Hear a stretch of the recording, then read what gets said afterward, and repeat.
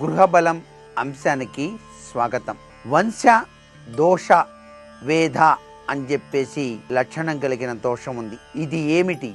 ఒక్కసారి పరికించినట్లయితే పడమర దక్షిణ దిశలలో చిన్నవారును, తూర్పు ఉత్తర దిక్కులలో పెద్దవారును ఉండటం వలన వంశవేధ అని చెప్పేసి కలుగుతుంది. అంటే ఇలా ఉండకూడదయ్యా అని చెప్పేసి తెలుసుకోవాలి. గృహానికి ముంగిలి భాగంలో కానీ, గృహావరణ ముంగిలి భాగంలో కానీ ఆవులు, ఎద్దులు, గొర్రెలు, మేకలు మొదలైన వాటిని నరికి చంపేటువంటి స్థలం ఉంటే సంఘాత వేద దోషం అంటారు. అంటే మీ ఇంటి ముందుగా మాంసపు దుకాణాలు ఉండరాదు అనే విషయం గుర్తెరగండి. దంతవేద పర్వతానికి ఎదురుగా ద్వారం ఉన్న ఇంటి గోడ చివరి భాగం పర్వతాకారంగా ఉన్న దంతవేద దోషం కలుగుతుంది. ఈ దోషం ఉన్నటువంటి గృహం శాస్త్రవచనానుసారం శోకాన్ని మిగులుస్తుంది. గృహావరణ స్థలం త్రికోణ ఆకృతిలో గనక ఉన్నట్లయితే ఆ గృహాన్ని త్రికోణ వేద అంటాం. త్రికోణ వేదాదోషం ఉన్నటువంటి గృహ యజమానికి మనస్సు నిలకడగా ఉండదు, దారిద్ర్యాన్ని అనుభవించాల్సి వస్తుంది. మఠవేద సన్యాసులు నివసించేటువంటి ఆ మఠాలకు 200 అడుగుల దూరంలో గృహాలు నిర్మించాలి. అంతేకాని దగ్గరగా గృహాలు నిర్మించకూడదు. దీన్ని మఠావేద దోషం అంటారు.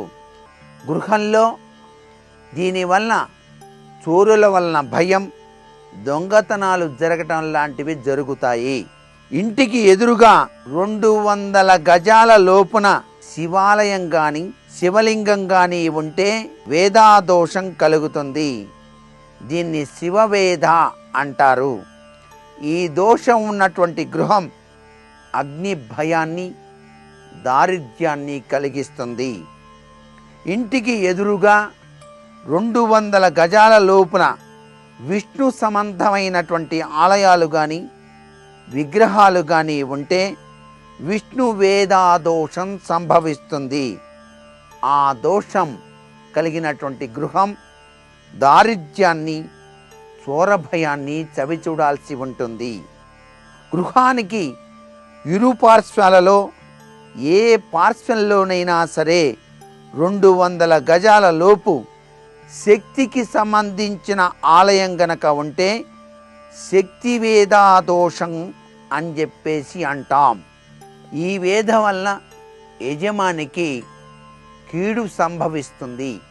గృహానికి పశ్చిమ వాయువ్య దిశగా మధ్య భాగంలో 200 గజాల లోపు గణపతి ఆలయం కానీ, గణపతి విగ్రహం కానీ ఉంటే గణేశ వేధ కలుగుతుంది.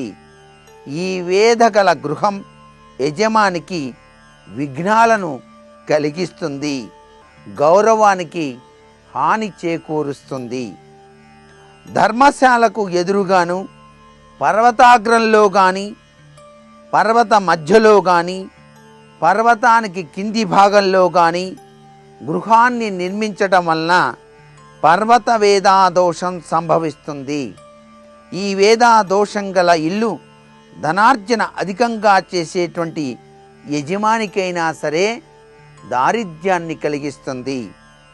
గృహంలో కానీ, గృహ ఆవరణలో కానీ శల్యములు గనక ఉన్నట్లయితే దానిని శల్యావేద దోషం అంటారు. ఈ వేదగల గృహం యజమానికి క్రమంగా కష్ట నష్టాల్ని తెచ్చిపెడుతుంది.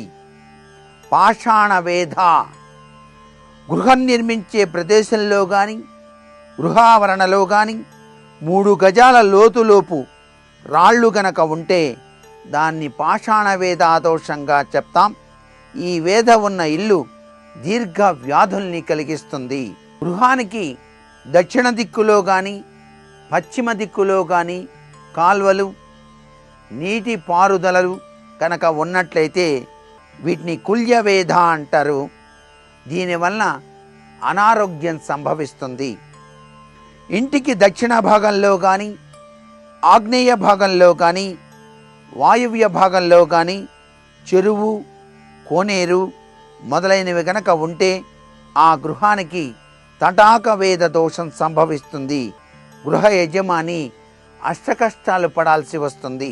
గృహానికి నైరుతి దిశ నుండి ఆగ్నేయ దిశకు కానీ, ఆగ్నేయ దిశ నుండి నైరుతి దిశకు కానీ ప్రవహిస్తున్నటువంటి నీరు గనక ఉన్నట్లయితే, జల ప్రవాహాలు ఉన్నట్లయితే, ఈశాన్యం నుండి ఆగ్నేయ దిశకు ప్రవహిస్తున్న జల ప్రవాహం ఉన్న, నైరుతి నుండి వాయువ్య దిశకు కానీ, వాయువ్య దిశ నుండి నైరుతి దిశకు కానీ ప్రవహించే జల ప్రవాహం ఉన్న, వాటి యొక్క ప్రవాహ వేదాదోషం సంభవిస్తుంది.